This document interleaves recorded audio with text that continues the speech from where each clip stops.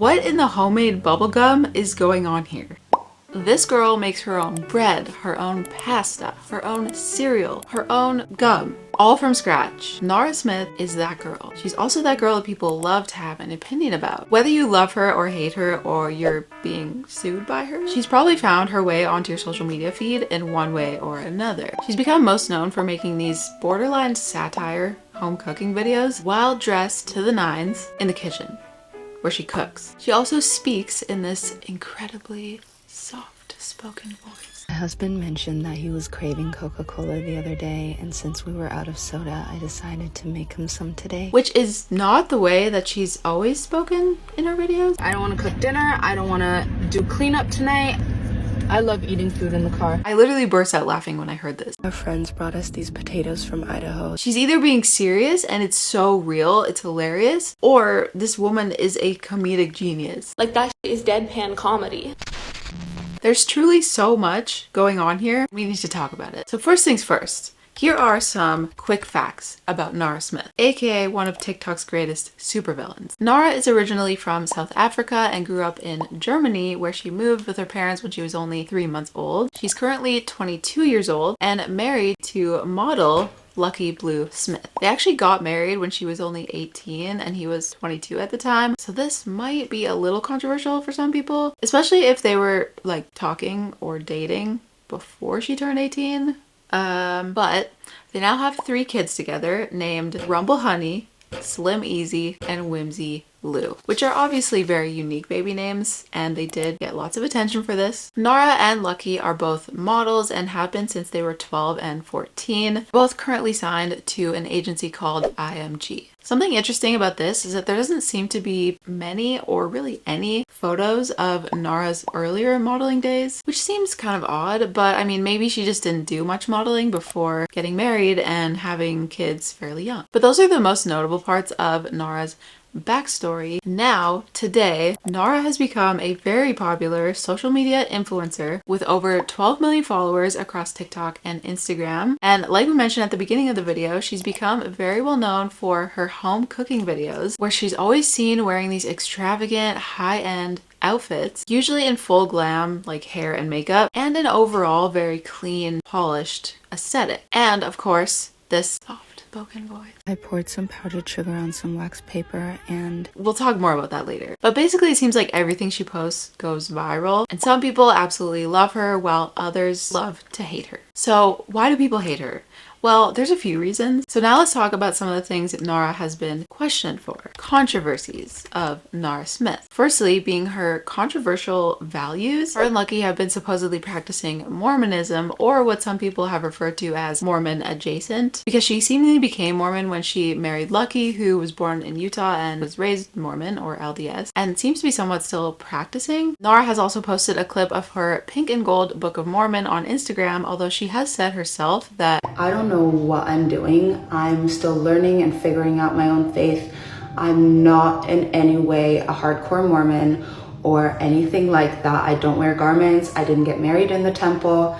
Both me and my husband are on our own journeys and figuring out how we want to raise our kids. Implying that they're currently not practicing and that her and her husband are kind of figuring it out as they go. Speaking of controversial values, Nara has also been heavily accused of being a trad wife. And I guess in a way, subtly encouraging people to seek traditional gender roles, which is what many people perceive her and Lucky to be practicing. But in many of their videos, Lucky does help her out with a lot of the homemaker duties. He cooks, he cleans, he helps with the kids. I'm usually the one that cooks, so Lucky's the one that cleans. That's just how we always do it. Whoever cooks does not have to clean. And they both work. So while creating this content that she gets paid for, she also does modeling. And I mean, obviously, we're only seeing what they want us to see, and her content does look heavily curated. But this is something to point out, because if they both take care of the house and the kids and they both work, then that would be the opposite of trad wife or trad couple. So I don't know. I guess do with that what you will. However, traditional values aside, many people believe she's just overall showcasing a very unrealistic lifestyle. One that may influence younger generations to believe that this is just the new standard. And we do have to consider the male perspective, because young men might see Nara's content and then think that any young woman who is not doing everything that Nara's doing in her videos must just not be good enough, which is a bit alarming if you think about it. And I feel like this video sums up how a lot of men might feel about Nara and the content she puts out. Go look her up and tell me that you wouldn't be willing to work 10, 12 hours a day to buy a 5-bed, 4.5 bath house with a pool outside, the new goddamn Tahoe, and you just drive your work car around. Tell me you wouldn't be willing to do that for her. Y'all, this woman made cereal from scratch because her kids wanted it. When she make grilled cheeses for the kids, she make the bread. And sometimes she goddamn make the cheese.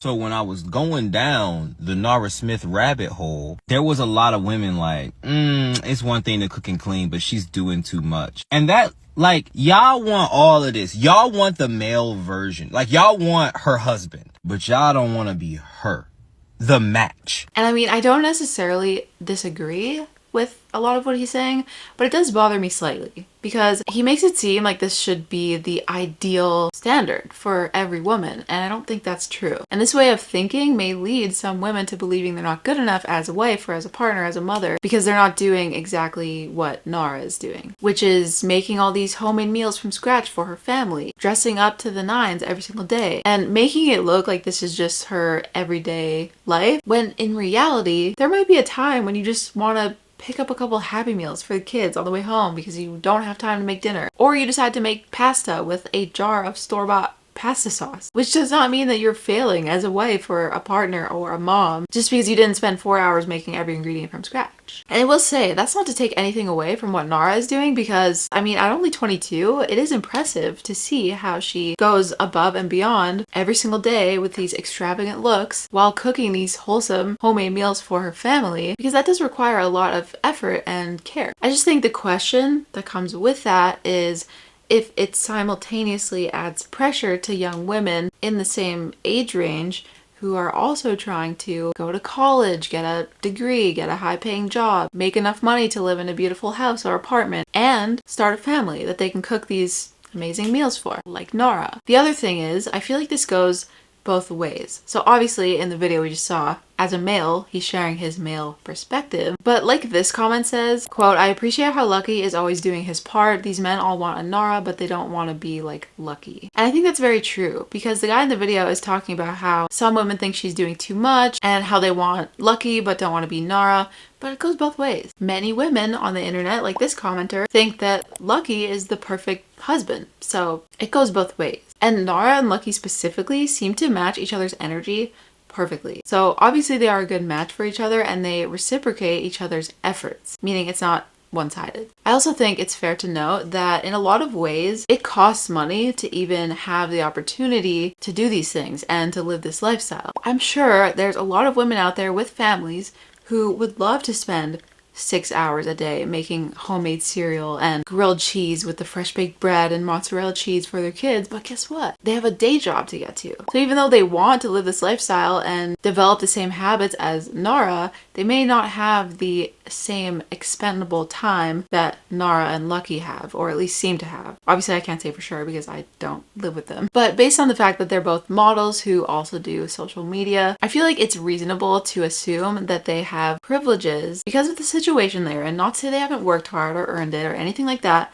but they have privileges because of the situation they're in that makes their lifestyle appear easier than it may actually be in reality for most people. Also just want to point out that we have no idea what is going on behind the scenes. Nara and Lucky might have 50 people in their house while she films these casual cooking videos. I think she's mentioned before that she films everything herself, but I mean, we don't know. We're not with them. I wasn't aware that finding joy in cooking for my husband and kids would automatically mean that I just slave away in the kitchen. I don't have a job and I have a whole production team at my house making that happen. To clarify, none of that is true. I'm a working mom, juggling all kinds of hats and responsibilities. But cooking has always been a massive part of my life. We only see what she wants us to see through these curated videos. But That was a lot. Aside from the controversy surrounding how she chooses to live her life, Nara has also been heavily accused of stealing recipes, or at least not crediting other creators for the recipes she uses, and then profiting off of them after posting them as her own original recipes and content. One creator in particular, named Onezwa, accused her of stealing a few recipes, specifically her mozzarella cheese and boba recipes, both of which were posted by Nara very shortly after Onezwa posted hers. And when Nara posted her boba recipe and was called out for copying Onezwa, her response was, quote, "I've never seen her videos, nor do I follow her. I'm not the first or last person to make boba." And honestly, when I first saw this, I was like, okay, I mean, that's fair. But, of course, the internet did internet things, and people found this old comment from Nara on one of Onezwa's videos from several months ago. So she did know who Onezwa was. And she thought her videos were inspiring. Now, in the heat of all this stolen recipe drama, Onezwa actually came out and publicly said that Nara threatened to sue her for defamation, even posting the letter that Nara allegedly sent her as proof. Now, is this real?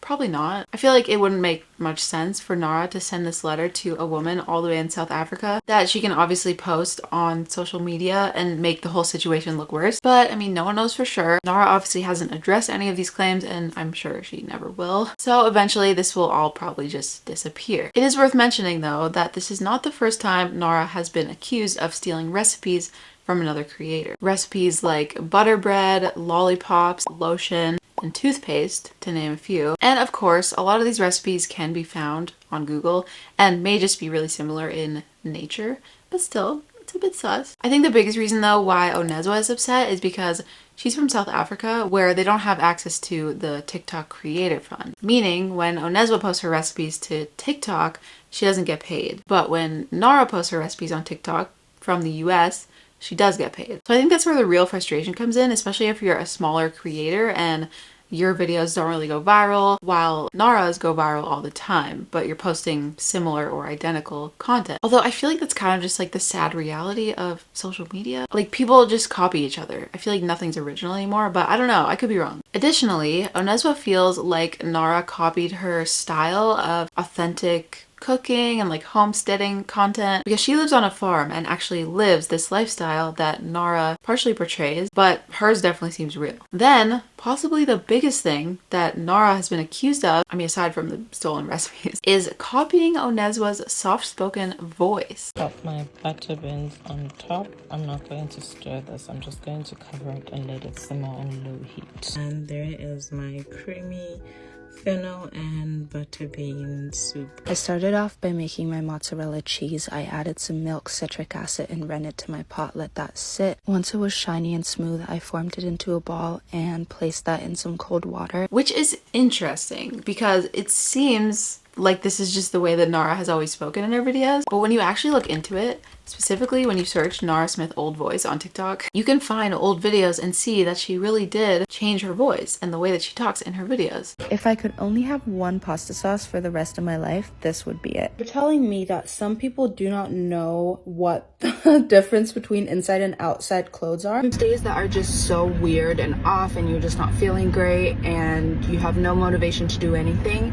Today is one of those days. My husband mentioned that he was craving Coca-Cola the other day, and since we were out of soda, I decided to make him some today. I don't know if that's because of Onezwa or not, but it is interesting. Others have mentioned that the soft-spoken voice that she uses now makes her seem more intriguing. It kind of makes you have to like lean in closer and like really listen to what she's saying. So some people think that it's kind of like a subtle form of marketing in a way. And this actually leads us right into the next point, which is the subtle or dark marketing aspect of Nara's videos. Maybe even going as far as to say there's an unethical side to her content. let's see. Recently, she's been accused of posting videos with undisclosed ads and using these very subtle, dark marketing techniques to persuade people to buy the things she's promoting. And someone on TikTok did a whole breakdown of this, so maybe I'll play a little bit for you now. Nara Smith's content is designed to be universally appealing, which makes it commercially viable. She's able to capitalize on these universally relatable themes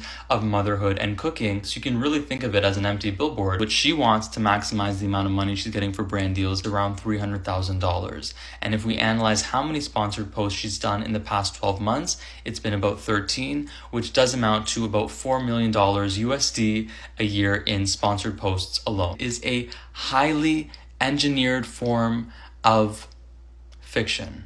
And okay, not to side with Nara, but I feel like this photo sums it up really well. It says, if you can see, the picture on the left is staged marketing for products in a regressive, unrealistic lifestyle. Please recognize that's also what's happening on the right. And basically what they're saying is, or how I interpret it, is this has always been a thing. Not that it's necessarily okay, but it's always been a thing. So I feel like you do have to be careful about how you consume content on social media and be able to tell the difference between something that is actually real versus something that is being presented to you as a form of entertainment or targeted marketing. So that begs the question, is Nara pushing a completely unrealistic lifestyle on an entire generation of young women or young people in general? Or is she showing a wholesome side of traditional living that we've maybe lost sight of or lost touch with? Because here's the thing. Although many people disagree with the way Nara is presenting her lifestyle, many people find her incredibly inspiring. So on the more positive side, there are comments saying her videos are comforting, that she's a great role model and a great wife to her husband, and that at only 22 years old, she's very beautiful and humble. I even saw a comment that said that her videos like heal their inner child or something like that, which is like, I mean, that's saying a lot. And I feel like there's definitely a case for all those things. And at the end of the day, whether she goes over the top or not, she does. But that's my opinion. She is out there promoting something fairly wholesome by just being a caring wife and mother. I mean, she's not out there encouraging people to do drugs and become homeless, you know? Especially now in a world where it's so easy to just reach for your phone and make a fast food delivery order every time you get hungry, or buy all the ultra processed easy foods at the grocery store. Even though we all know that's not doing us any favors and how harmful it can be, it's interesting that when we see someone like Nara who chooses to make everything from scratch and eats only homemade foods for the most part, it's still seen by so many people as such a negative thing. And I feel like my opinion on this whole thing is I can kind of see both sides. I personally don't love her or hate her, but she has inspired me to try a few new recipes and like to get more creative in the kitchen, which I would say is a good thing. So I think it mostly comes down to how you consume her content and how like seriously you take it and how much of a guide to live your own life you use it as. That makes sense. Obviously, she's not perfect. No one is. And I feel like you can even see in her content that she's not always being 100% genuine, meaning there's definitely a satire element to it. Like, I do think she genuinely enjoys cooking and like caring for her family, but still, some of the things she says, I'm like, the one where she said she still had potatoes from their friends from Idaho. Our friends brought us these potatoes from Idaho, so I thought it would be perfect making a duck fat roasted potato. I literally burst out laughing when I heard this. Like, is she for real? Potatoes from Idaho? She's either being serious and it's so real, it's hilarious, or this woman is a comedic genius. I don't know if anybody else is interpreting her content as comedy, but I am. It's genuine cooking, and then her voiceovers are comedy. My kids wanted yogurt and granola this morning, so I'm going to quickly whip up yogurt. It only takes 10 hours. Like, that shit is deadpan comedy. So yes, sometimes she makes these borderline ridiculous recipes, like homemade marshmallows or gum, for example. My sister's in town to visit, and she's been craving bubblegum so bad, but she ran out, so I just decided to make it for her. Even making your own like barbecue sauce and ketchup, I mean, it seems crazy to me, but like, do your thing, girl, do your thing. And yes, she dresses up in these extravagant, high-end, usually expensive outfits, which does seem a little over the top, in my opinion, especially with a full face of makeup on and hair and nails always freshly done. It does kind of make you wonder if she's doing it because she genuinely just loves cooking and fashion and has like found a way to showcase both, or if she's doing it all to just make people talk like we're doing right now and make her videos go more viral. And I think ultimately it might be both. Two things can be true at once. Nara and Lucky are obviously two very successful people who have found a way to monetize their passions and the things they're good at, and now they're in a position to live this soft, rich, idealistic lifestyle that is not realistic for most people, especially in their early to mid 20s. But it's their reality. Some people love them for it, some people hate them for it, and I think depending on how you look at it, you can either be jealous or you could be inspired by it and like try to take something from it. Or maybe both. Maybe a little bit of both. So I would love to know what you think about all of this. Definitely leave a comment and let us know your thoughts. Make sure to like this video if you enjoyed it, subscribe for more, and I will see you in the next one. Is anyone else like this?